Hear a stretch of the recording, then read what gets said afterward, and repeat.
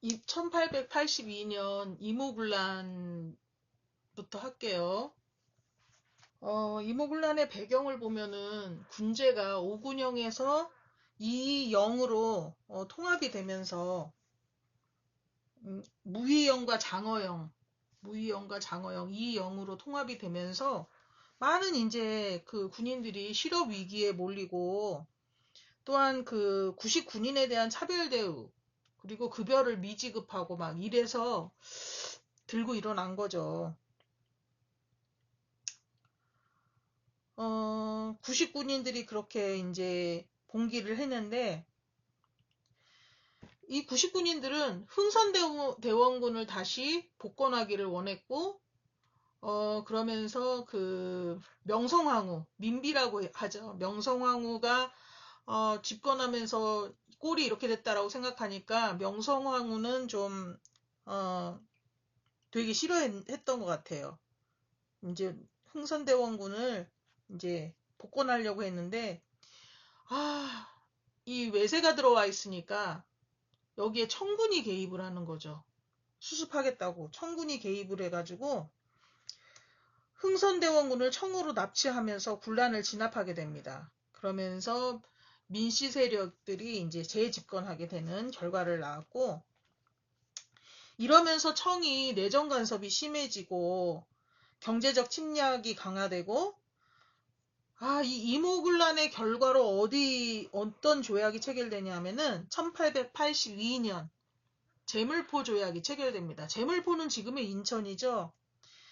근데 중요한 건 굉장히 웃긴 게 그 청나라는 개입을 했고 조약은 일본하고 체결이 돼요. 조선과 일본이 제물포 조약이 체결되면서 너희들 그 구식군인들이 들고 일어나는 바람에 우리 일본이 피해가 있었다 하면서 일본에 배상금을 지불하라고 하는 거예요. 일본 공사관에 경비병도 주둔시키겠다 그러고.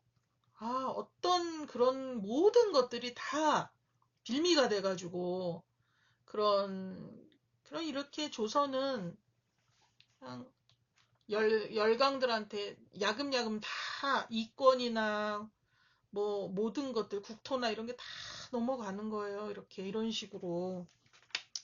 그러니까 이모군란이 1882년에 구식군인들이 봉기했는데 이걸로 흥선대원군은 납치되고 청의 내정 간섭이 강화되고 일본과는 정말 불평등한 제물포 조약을 또 체결하게 되었다. 그러면서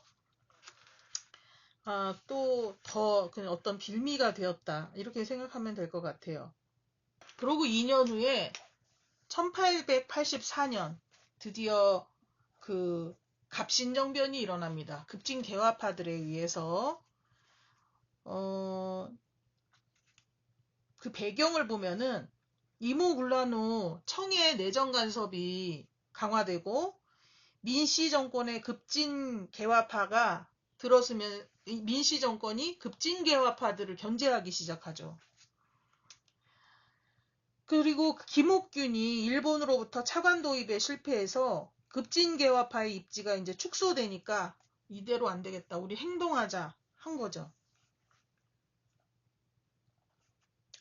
그러면서 일본하고 급진개화파가 일본의 세력을 등에 업고 하려고 했던 거예요. 일본이 너희들 이제 봉기를 하면은 군사나 재정을 지원하겠다고 약속을 했는데 뭐 그렇게 해줬겠어요. 우정총국 있죠. 지금의 우체국, 우정총국 개국축하연에서 김옥균 등 급진개화파가 정변을 일으켜 민씨 정권의 주요 인물을 제거해서 3일 천하로 끝납니다. 이제 잡힌 거죠. 다 이렇게 했고 주도 세력들은 거의 일본으로 망명을 해요. 일본의 비호 아래서 망명을 하고 그러면서 얘네들이 요구한 게 있어요. 혁신정강이라는 건데, 정치적으로는 청으로 납치된 흥선대원군을 송환하라.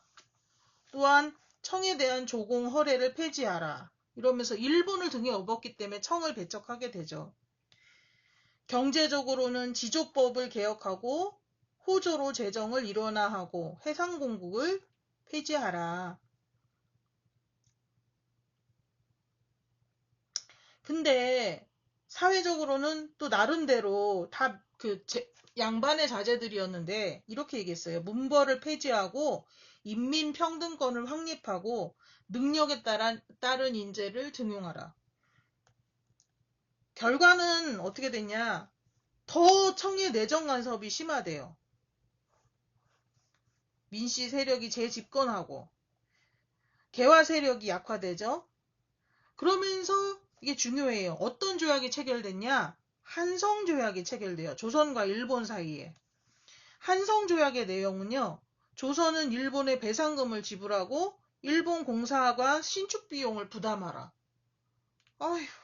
그 다음에 청과 일본 사이에 텐진조약이 체결되는데 이건 뭐냐면 조선에서 청과 일본의 군대를 동시에 철수하고 조선에 또 파병할 경우 사전에 서로 통보한다. 이게 뭐냐면은 텐진조약이 청과 일본 사이에 맺어지면서 청이 들어오면 일본군도 들어오고 일본군이 들어오면 청도 들어오겠다.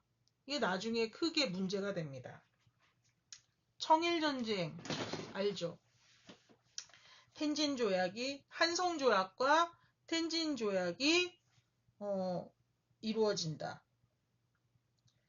최초의 정치개혁 운동이라는 의의는 있지만 실패를 했고요. 대신 갑오개혁에 영향을 주게 됩니다. 갑신정변 이후에 국내외 정세를 살펴보면 그 조선이 자주적 외교 노력을 폈는데 청의 내정 간섭에서 벗어나기 위해서 조선과 러시아가 비밀 협약을 추진해요.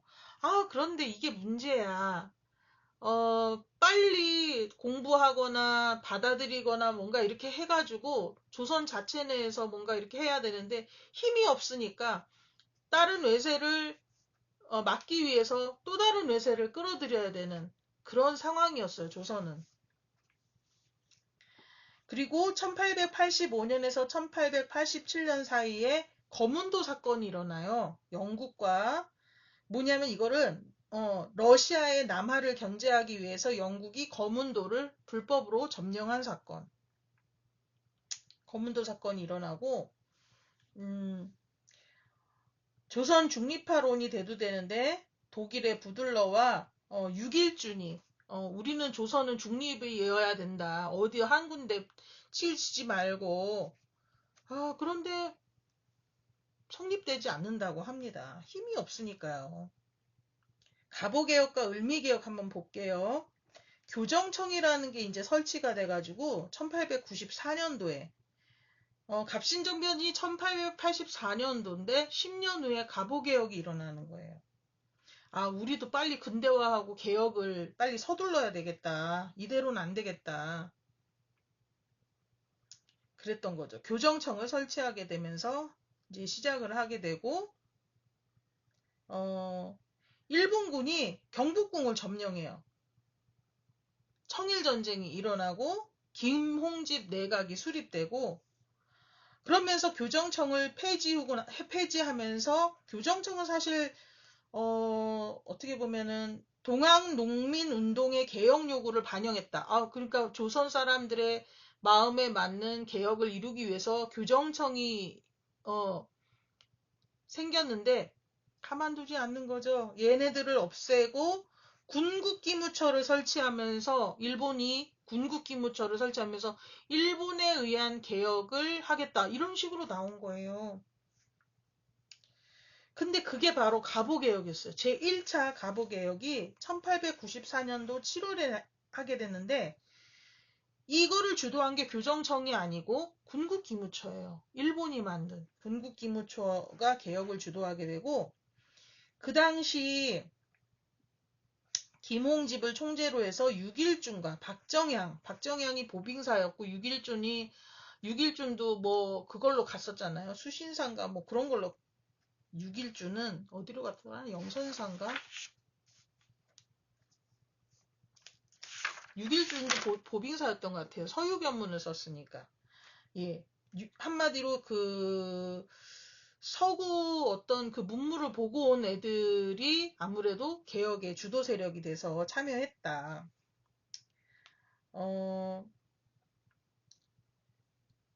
제1차 가보개혁의 내용을 한번 알아봐야 될 것 같아요. 제1차 가보개혁은 정치적으로는 개국 기년,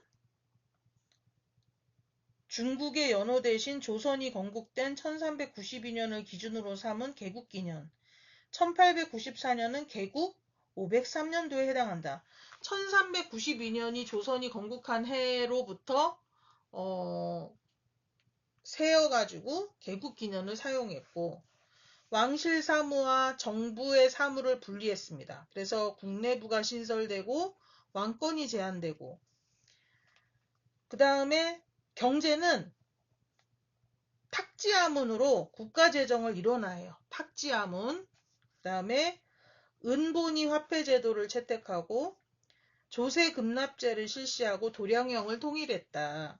사회적으로는 신분제를 철폐하고 인신매매 금지, 악습 타파, 즉 조혼 금지, 과부의 재가 허용, 그 다음에 고문과 연자법을 폐지하고, 내용은 굉장히 좋은 게 많고, 그 다음에 굉장히 근대적이죠. 신분제를 철폐하고 인신매매 금지하고 조혼이나 과부제가를 얘기하는 악습을 타파하고 고문과 연자법을 폐지했다. 연좌제 알잖아요. 뭐 하나 집안에 누가 잘못하면은 다 싸그리 막 그냥, 그죠? 옛날에는 그랬잖아요. 아주 그냥 그 집안을 다, 손을 봤잖아요. 뭐 예를 들어서 그,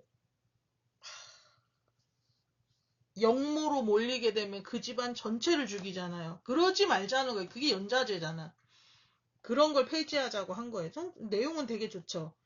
제2차 가보개혁은 1894년도 12월, 7월에는 1차였고 12월에는 2차였었는데 이것도 일본이 막 그냥 한 거죠. 청일전쟁에서 승기를 잡은 일본이 이제 내정 간섭하면서 하는 거고, 김홍집, 박영효가 연립내각을 구성하면서 군구 기무처는 폐지를 시킵니다.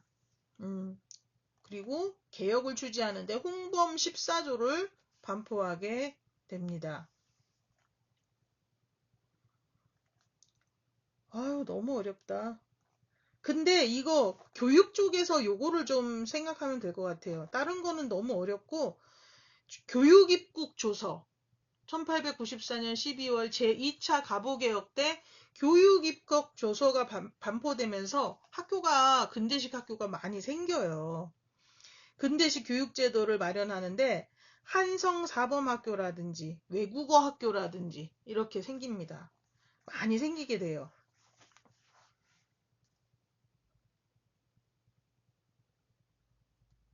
그 홍범 14조가 반포됐잖아요. 홍범 14조의 내용은 이렇게 되어 있습니다. 고종은 제2차 가보개혁 때 문무백관을 거느리고 종묘에 나아가 독립서고문을 바치고 홍범 14조를 반포하였다. 홍범 14조에는 국정개혁의 기본 강령으로 조선이 자주독립국가라는 사실과 함께 행정사무, 국가재정, 교육장려, 관리임용, 민권보장 등에 대한 내용이 담겨 있다. 뭐 자주독립국가라고 아무리 말로 그러면 뭐예요? 외세들 다 들어오게 하고. 그러니까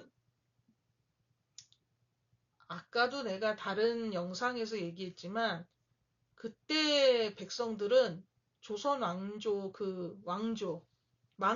조선 왕실이 망하는 거에 대해서 사실은 찬성했다는 거야.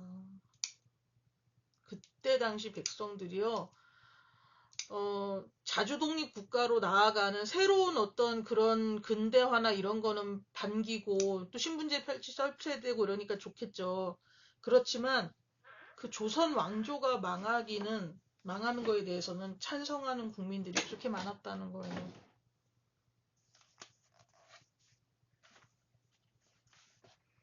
1895년 가보개혁 이후에 을미개혁이 일어나는데 벌써 스물스물 느껴지죠?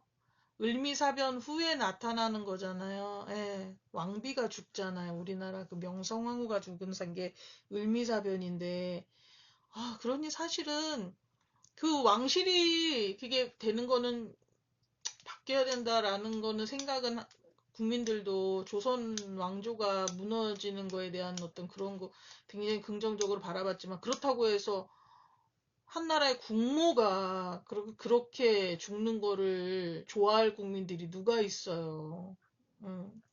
그쵸? 청일전쟁이 끝나면서 시모노세키 조약이 체결되는데 시모노세키 조약은 어떤 조약이었냐면은 청일전쟁에서 승리한 일본은 시모노세키 조약을 통해 청액에서 은 2억량을 배상금으로 받았고 랴오뚱 반도와 타이완을 할량받았다. 타이완이 일본으로 넘어갔었네요. 그 당시. 청일전쟁에서 일본이 이기면서 랴오뚱 반도와 타이완을 할량받았다. 이를 못마땅하게 여긴 러시아는 프랑스, 독일과 함께 일본을 압박하여 랴오뚱 반도를 청에 반환하게 하였다. 이게 바로 삼국 간섭이네요. 프랑스, 독일, 러시아가 야, 일본 너 뭔데 다른 나라에서 땅을 니네가 뭔데 랴오뚱 반도 내놔 해가지고 다시 이렇게 해줬대. 이를 계기로 고종과 명성황후는 일본을 견제하기 위해 칠러 정책을 추진하였다. 이것 봐라. 일본이 힘이 저렇게 러시아가 좀 나서고 이렇게 하니까 안 되겠네. 일본이 지네 하면서 그걸 보고 또 이제 세력을 이제 칠러스 정책을 추진했다고 그랬잖아요. 이것 때문에 명성황후가 죽는 거예요. 일본이 요렇게 저렇게 막 이렇게 끌어들이는 거 보고 명성황후를 죽이는 거예요.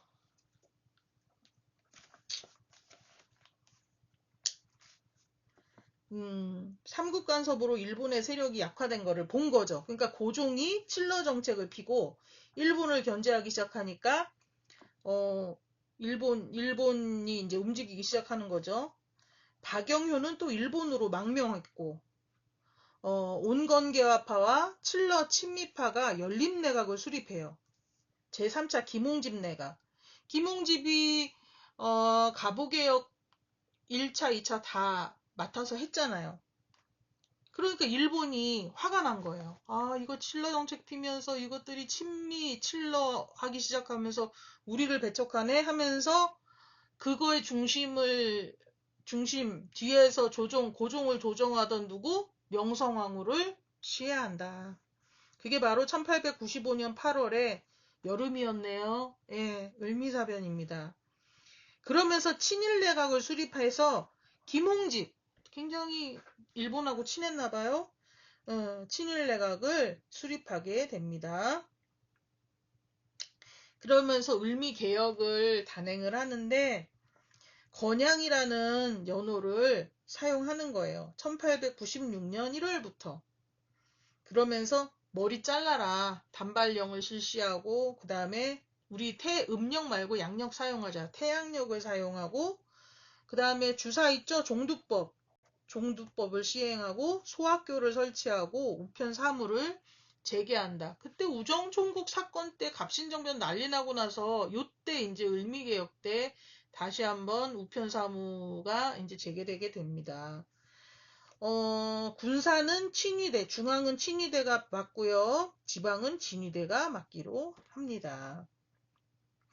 근데 단발령 때문에 굉장히 반발이 심했다고 해요.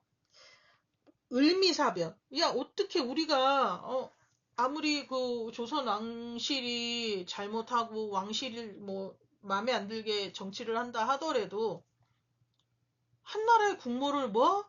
일본 깡패들이 죽였다고? 막 이제 된 거죠. 그냥 들고 일어나는 거예요. 그게 바로 을미의병입니다. 을미사병과 단발령에 반발한, 의병이 바로 을미의병이죠. 유생을 중심으로, 그죠? 머리를 자르면은 옛날에는 신체발부 수지부모라 그래가지고 머리카락 자르는 거를 굉장히 부모가 주신 그 신체의 일부를 자른다 해가지고 굉장히 뭐랄까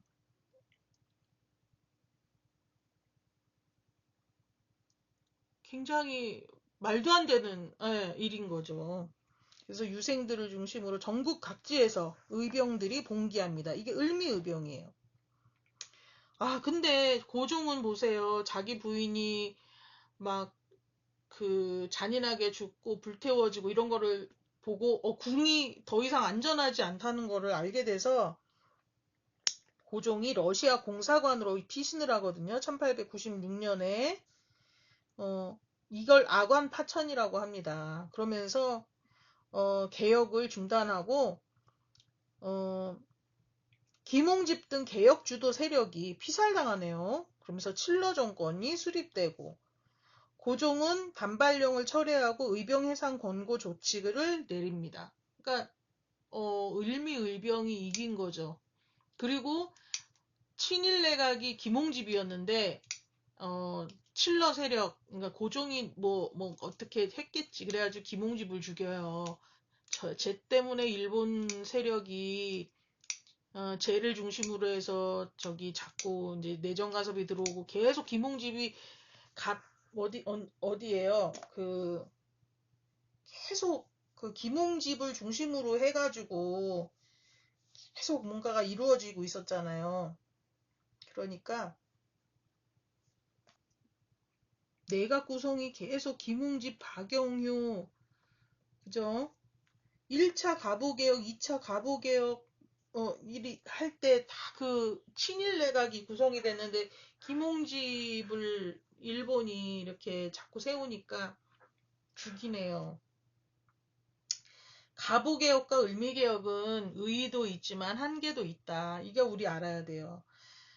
가보개혁과 을미개혁의 의의 및 한계는 뭐냐면 의의는 갑신정변과 동학농민운동에서 제기된 개혁 요구가 반영이 됐다는 거, 신문제 타파 등 전 분야에 걸쳐 근대적인 개혁이 실시되었다는 거, 조선이 근대국가로 나아가는 어떤 진짜 계기가 되었다는 거.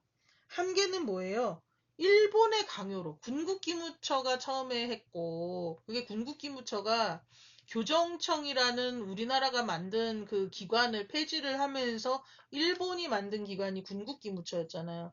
거기서 가보개혁을 추진을 했다니까요. 그러니까 일본의 강요로 전개된 거 맞아요. 그랬고 일본이 본격적으로 조선을 침략하는 발판이 된 또 계기가 되었고 토지제도 개혁 등의 소홀 등으로 민중의 지지를 얻지 못했고 상공업진흥이나 국방력 강화 등 정말 조선에 필요한 개혁은 미흡했다. 네, 그런 거죠. 그래도 그 김홍집은 한마디로 그 일본의 어떤 중심 일본 세력이 중요하게 생각하는 어떤 중심 인물이었고 6일주는 그 서양 갔다 왔던 그 6일주는 가보개혁을 하면서 굉장히 고민이 많았대요. 그래도 6일주는 고민을 했다 보니까 했네. 일본의 강요와 압박 속에서 가보개혁을 추진하게 된 거에 대해서 굉장히 수치스럽게 생각하면서도 필요한 개혁인 거는 맞다라고 하면서 굉장히 양가 감정이 있었겠죠. 그런 고민이 있었다. 동학농민운동 볼까요? 다음 영상에서 할게요.